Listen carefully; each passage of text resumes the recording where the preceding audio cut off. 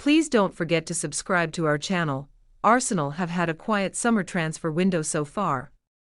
A number of players, including Mohamed Elneny and Cedric Soares, have left the club, but only one has arrived.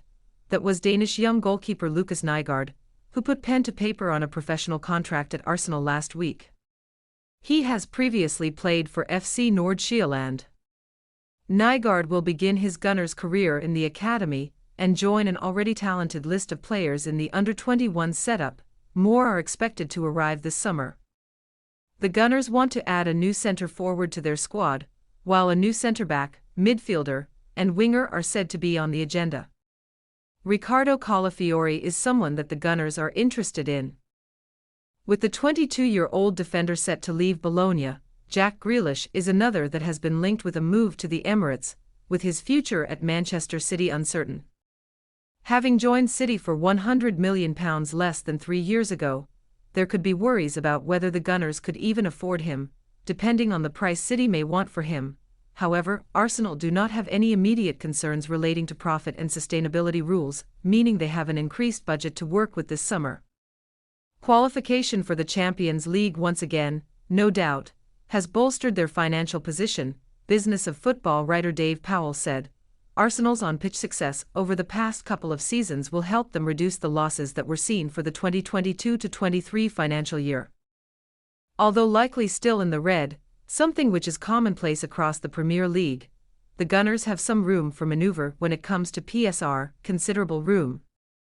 While they have higher amortized costs to take into account, they have offset that by extending player contracts and effective player trading. It is feasible that they could have a PSR buffer of some £90 million, but given that new regulation arrives in 2025 akin to UEFA's squad cost ratio rule, they, like most clubs, will be keeping a closer eye on payroll and amortization costs in order to stay under what will be a 70% limit from the start of 2025-26 for UEFA. With 85% in the Premier League, Grealish struggled for regular game time last season.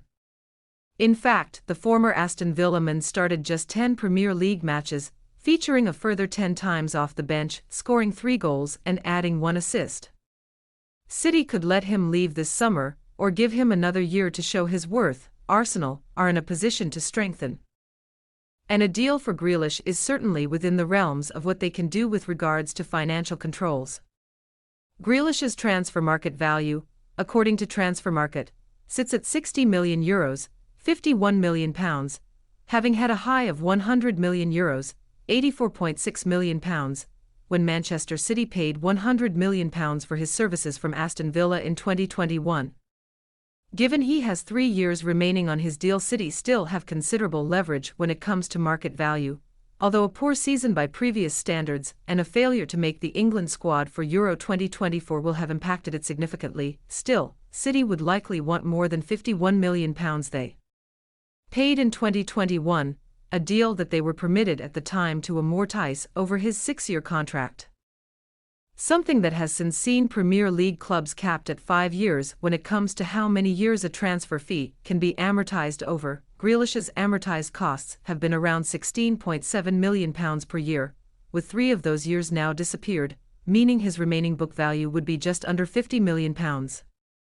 That means that City would need to sell him for over and above that sum in order to realize a profit on the player, meaning that a sum of £60 million seems the more likely kind of fee for City to be holding out for, potentially higher. For Arsenal, that kind of sum would see them face £12 million per year amortized costs over a 5-year period. For City, the sale of Grealish wouldn't move the needle in a considerable way due to the fact that their revenues already mean that have significant room for maneuver.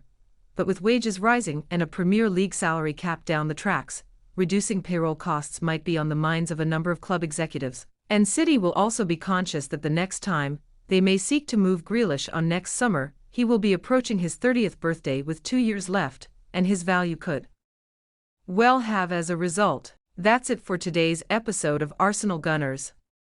Don't forget to like, subscribe, and hit that notification bell to stay updated with all the latest Arsenal news.